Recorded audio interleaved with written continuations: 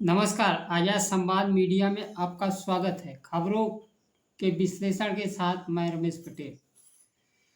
आज के मुख्य खबर है बहराइच हिंसा का सच। बसंत सोरेन का दावा, चंपई सोरेन जल्द लौटेंगे झारखंड मुक्ति मोर्चा में। बिहार के मुख्यमंत्री ने 78,000 पुलिस भर्तियों का प्रक्रिया शुरू करने का ऐलान किया। महाराष्ट्र में शरद पवार की पार्टी में शामिल हुए संदीप नाइक। खबरें विस्तार से। बहराइच हिंसा पर समाजवादी पार्टी के राष्ट्रीय अध्यक्ष अखिलेश यादव ने एक बार फिर हमला बोला है। अखिलेश यादव ने कहा,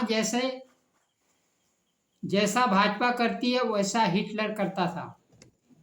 अखिलेश यादव ने कहा, भाजपा के विधायक ही भाजपाइयों पर साजिश करने का शिकायत दर्ज करा रहे हैं और दंगाई छुपे कैमरे पर सच उगल रहे हैं। भाजपाई राजनीति और सत्ता की भूख जो सियासत के लिए दंगा कराने की साजिश करती है।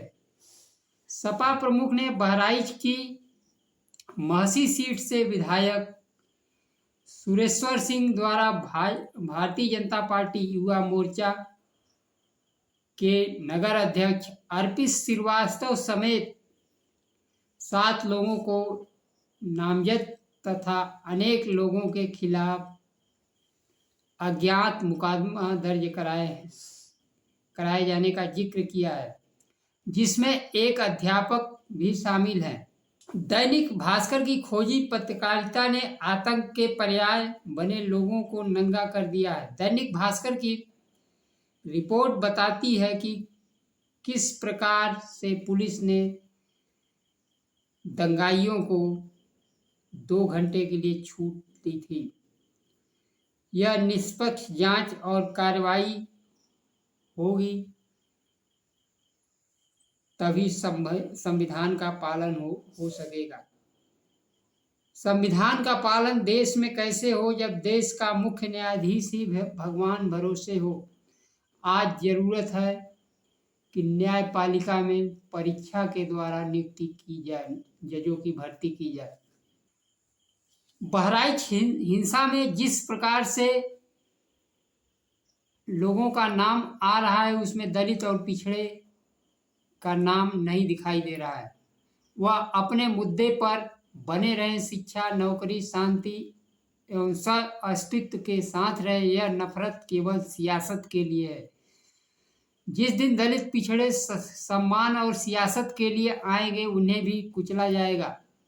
योगेश वर्मा का थप्पड़ कांड याद है, वह नामांकन तक दाखिला नहीं करा पाया। वह कौन मुसलमान थे, वह तो भारतीय जनता पार्टी के ही विधायक थे। आपका हक और अधिकार कुचला जाएगा। गुलामी की जंजीर तोड़ने के लिए एकमात्र ही साधन शिक्षा है। झारखंड विधानसभा चुनाव में भारतीय जनता पार्टी की बड़ी नेता लुइस मरांडी झारखंड मुक्ति मोर्चा में शामिल हो गई हैं।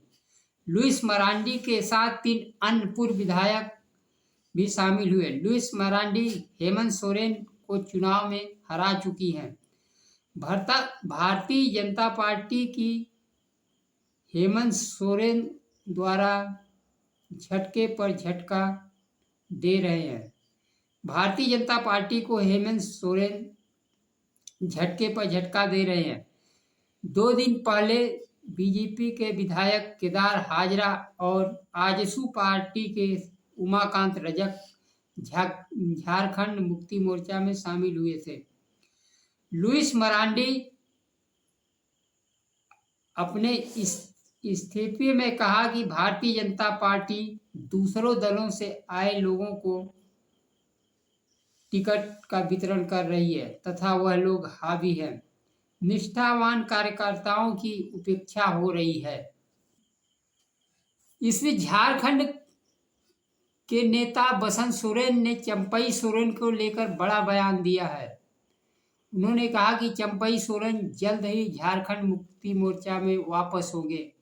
वो हमारे संरक्षक हैं। दुख है कि वो दूसरे दल में हैं। उम्मीद करते हैं कि वह जल्द वापस लौटेंगे।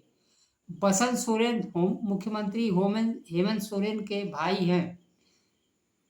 महाराष्ट्र चुनाव में शरद पवार ने भारतीय जनता पार्टी को बड़ा झटका दिया है। संदीप नाइक ने बीजेपी छोड़कर शरद पवार की पार्टी में शामिल हो गए हैं। संदीप नाइक टिकट नहीं मिलने से नाराज थे, जबकि भारतीय जनता पार्टी ने उनके पिता को अपना उम्मीदवार बनाया है।